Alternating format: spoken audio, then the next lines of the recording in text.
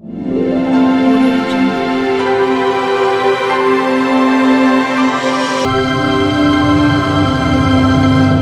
Morning, good evening to all of you wherever you are. आज के इस video में मैं बात करने वाला हूँ डेटा एनालिस्ट के बारे में। एक डेटा एनालिस्ट कौन होता है? तो सबसे पहले स्टार्ट करते हैं बेसिक अंडरस्टैंडिंग की डेटा एनालिस्ट क्या होता है। एक डेटा एनालिस्ट वो होता है जो डेटा सोर्स करता है, प्रिपेयर करता है, एनालाइज करता है और एन ऑर्गेनाइजेशन के सामने प्रेजेंट करता है so that organisations better business decision ले सकें। इसका मतलब क्या होता है? सिंपली पुट, एक डेटा एनालिस्ट एक ऑर्गेनाइजेशन को हेल्प करता है to make sense of data जो ऑर्गेनाइजेशन ऑलरेडी कलेक्ट कर रही है। अब ये समझने के लिए एक सिंपल एग्जांपल लेते हैं। एक गोल्ड ज्वेलरी चेन के बारे में बात करते हैं। आपने बहुत सारे गीतांजलि स्टोर्स और बहुत सारे स्टोर्स देखे होंगे मार्केट में जो गोल्ड एंड गोल्ड ज्वेलरी में डील करते हैं। अब इसकी मैनेजमेंट ने डिसाइड किया कि वो 2018 से 2022 तक का डेटा चेक करेंगे टू अंडरस्टैंड कि सेल्स की क्या पोजीशन है और उन्हें क्या करना चाहिए। अभी देखने के बाद उन्होंने रियलाइज़ किया कि सितंबर से दिसंबर तक के डेटा में सेल्स हाईएस्ट था कंपेयर टू जनवरी टू अगस्त।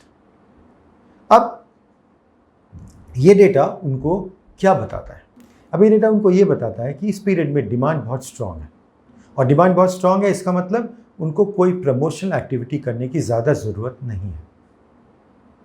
लेकिन जनवरी से अगस्त का मंथ है वो नॉन पीक मंथ है और वहाँ पे सेल्स बहुत ही कम है, तो उस केस में वहाँ पे प्रमोशनल इवेंट करने की ज़रूरत है सो दैट ज़्यादा लोग जो उस मंथ में नहीं खरीद रहे हैं वो डिस्काउंट देखकर या प्रमोशन देख के खरीद सकें। इस तरीके से ये ज्वेलरी चेन अपनी सेल्स को बढ़ा सकती है। ये आपने एक सिंपल एग्जांपल देखा कैसे डेटा एनालिस्ट इस डेटा को प्रेजेंट कर सकता है अपनी ऑर्गेनाइजेशन को, जो उनको हेल्प करेगा ये डिसीजन लेने में। तो अब हम बात करते हैं कि डेटा एनालिस्ट क्या करता है। हमने ये समझा डेटा एनालिसिस ब्रॉडली क्या होता है। अब हम देखते हैं डेटा एनालिस्ट क्या करता है।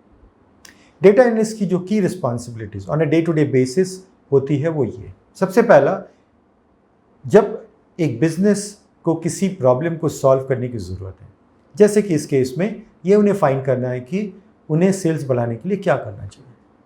अब डेटा एनालिस्ट का सबसे बड़ा काम है ये समझना कि ये डेटा कहाँ से आएगा और किन डेटा बेसिस को चेक करने की ज़रूरत है जहाँ से ये डेटा आएगा। तो सबसे पहला काम है कलेक्ट डेटा।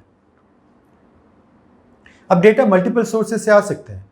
ये डेटाबेस से आ सकता है, ये हो सकता है यूज़र सर्वे से आए, ये ऐसा भी हो सकता है कि वेबसाइट के ट्रैफिक को ट्रैक कर सके। तो अगर हम गोल्ड ज्वेलरी के केस के बारे में बात करें तो ये जो डेटा है सेल्स का, ये हर एक स्टोर से आएगा, करेक्ट? तो स्टोर्स के सारे डेटा को कलेक्ट करना पड़ेगा जहाँ पे भी वो स्टोर्स सेटअप किए हुए हैं। ये दिल्ली में हो सकते हैं, मुंबई में हो सकते हैं, किसी छोटे सिटी में भी हो सकते हैं।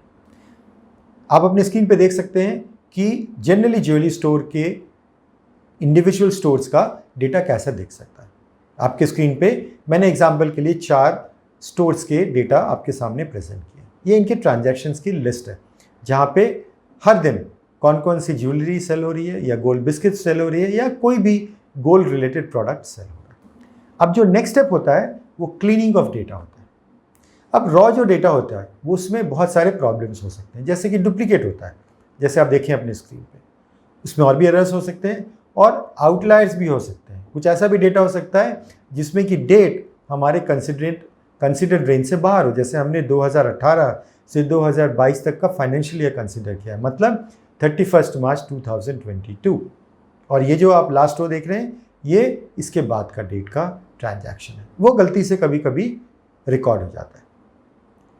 अब इसके बाद जो नेक्स्ट स्टेप करता है डेटा एनालिस्ट वो मॉडलिंग ऑफ डेटा होता है। इसका सिंपल मीनिंग क्या होता है कि जिस फॉर्मेट में रिपोर्ट बनानी है और जिस फॉर्मेट में चार्ट बनाने के लिए या ट्रेंड्स बनाने के लिए डेटा की ज़रूरत है वो क्रिएट करें और उसमें ये डेटा जो अलग अलग सोर्सेज से आ रहे हैं उसमें ट्रांसफ़र करें।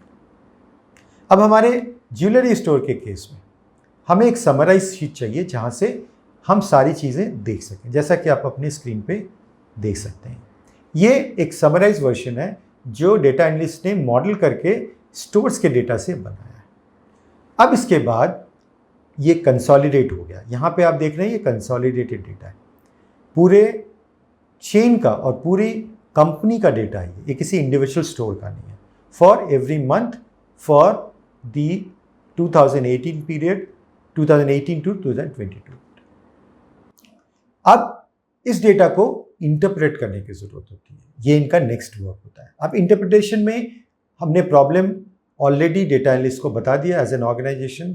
तो डेटा एनालिस्ट को पता है कि इस केस में हम देख रहे हैं कि सेल्स कैसे इंप्रूव करें। तो इसका मतलब यह है कि डेटा एनालिस्ट फिगर्स को देखेगा और उससे ये इंटरप्रेट करेगा कि सितंबर टू दिसंबर का डेटा बहुत बढ़िया है, वेयर जनवरी टू अगस्त का डेटा बढ़िया नहीं है। और ये एक इंसाइट है जो अब ये स्टेक होल्डर्स और बिजनेस को देने की जरूरत है। अब वो इंसाइट देने के लिए डेटा एनालिस्ट क्या करेगा? डेटा एनालिस्ट इसके लिए चार्ट्स बनाएगा, सो दैट एक नॉन टेक पर्सन के लिए, जो कि डेटा एक टेबल में बहुत ही अच्छे से विजिबल नहीं होता है और इंटरप्रेट करना डिफिकल्ट होता है, तो एक चार्ट बन सकता है, एक सिंपल लाइन चार्ट जैसे आपने देख रहे हैं आप स्क्रीन पे। ये इमीडिएटली ये फीलिंग देता है कि सितंबर जो अगस्त के बाद आ रहा है वहाँ से लेके दिसंबर तक का सेल्स काफ़ी हाई है, जबकि बाकी मंथ्स में ऑलमोस्ट फ्लैट लाइन है और बहुत ही लो लेवल। सो कोई भी मैनेजमेंट स्टाफ जब ये देखेगा तो इमीडिएटली उसको इस ट्राई करेगा कि okay we have to do something about January to August. तो अब आपने देखा कि ये पूरी साइकिल कैसे थी, कैसे डेटा एनालिस्ट ने पहले बिजनेस से ये समझा कि प्रॉब्लम क्या है, उसके बाद डेटा को कलेक्ट किया, क्लीन किया, उसके बाद मॉडल किया, उसके बाद इंटरप्रेट किया और फिर प्रेजेंट किया। ये डेटा एनालिस्ट की डे टू डे रिस्पॉन्सिबिलिटी है। अब हम देखते हैं डेटा एनालिस्ट के स्किल्स क्या होते हैं। दो बहुत ही इंपॉर्टेंट कैटेगरी में मैं डिवाइड करता हूँ डेटा एनालिस्ट के स्किल्स को, एक टेक्निकल स्किल्स और दूसरा soft skills. Let's see what these are. Number 1, technical skills. अब ये टेक्निकल स्किल्स रिलेटेड हो सकती हैं सॉफ्टवेयर से, जो कि डेटा से रिलेटेड हो और प्रोग्राम लिखने से रिलेटेड हो। अब डेटा रिलेटेड स्किल्स में क्या आता है? एसक्यूएल, एक्सेल भी डेटा रिलेटेड स्किल्स में हम काउंट कर सकते हैं। इसके अलावा डेटा मॉडलिंग स्किल्स भी आनी चाहिए कि कैसे हम डेटा को समझने के लिए मॉडल करें। इसके अलावा टेक्निकल स्किल्स के अंदर प्रोग्रामिंग लैंग्वेजेस भी आते हैं। प्रोग्रामिंग लैंग्वेज में सबसे पॉपुलर है पाइथन एंड आर। ये आपको हेल्प करता है किसी भी टाइप के डेटा को एनालाइज करने के लिए। आर स्पेशली काफ़ी वेल सूटेड। इसके अलावा आपको डेटा विजुअलाइजेशन स्किल भी सीखने की ज़रूरत है। डेटा विजुअलाइजेशन हम टैब्ल्यू, एक्सेल चार्ट्स और पाइथन के साथ भी कर सकते हैं। पावर बीआई एक और टूल है जो कि डेटा विजुअलाइजेशन में हेल्प करता है। इसके अलावा आपको थोड़े बहुत मैथ्स और स्टैटिस्टिक्स की भी ज़रूरत है, बिकॉज डेटा एनालिसिस में एवरेज, मीन, मीडियन, मोड की भी रिक्वायरमेंट आती है। नेक्स्ट स्किल है सॉफ्ट स्किल्स। सॉफ्ट स्किल भी इक्वली इंपॉर्टेंट है कंपेयर टू टेक्निकल स्किल्स। अब सॉफ्ट स्किल्स में क्या क्या होता है? Critical thinking. सो अगर आपको क्वेश्चन पूछने हैं कस्टमर से टू अंडरस्टैंड द प्रॉब्लम, आपको ये समझना पड़ेगा कि किस टाइप की प्रॉब्लम्स इस बिजनेस में आती हैं और उसके हिसाब से आप कस्टमर से क्वेश्चंस पूछ सकते हैं। आपको बिजनेस नॉलेज की सख्त ज़रूरत है, बिकॉज बिना बिजनेस समझे हुए आप बिजनेस की प्रॉब्लम को समझने में बहुत डिफ़िकल्टी फेस करें।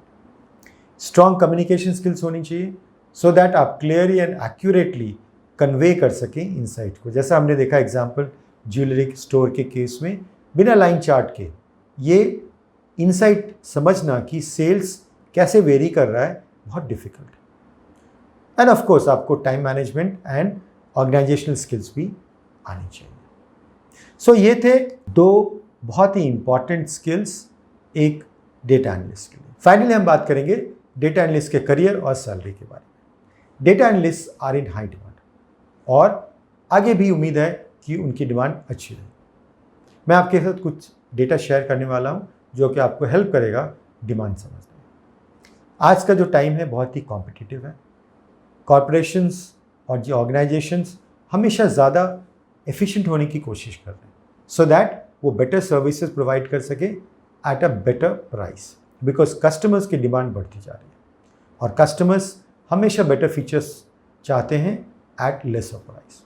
अब ये पॉसिबल नहीं है जब तक हम डेटा को बहुत ही डीपली समझ सकें और वो डेटा हमें क्या बता रहा है वो हम समझ के आगे के डिसीजन ले सकें। फॉर एग्जांपल, बहुत सी कंपनीज आजकल ट्विटर पे लोग कैसे उनके प्रोडक्ट के बारे में बात कर रहे हैं उसको भी एनालाइज करते हैं। That can also be part of data analysis.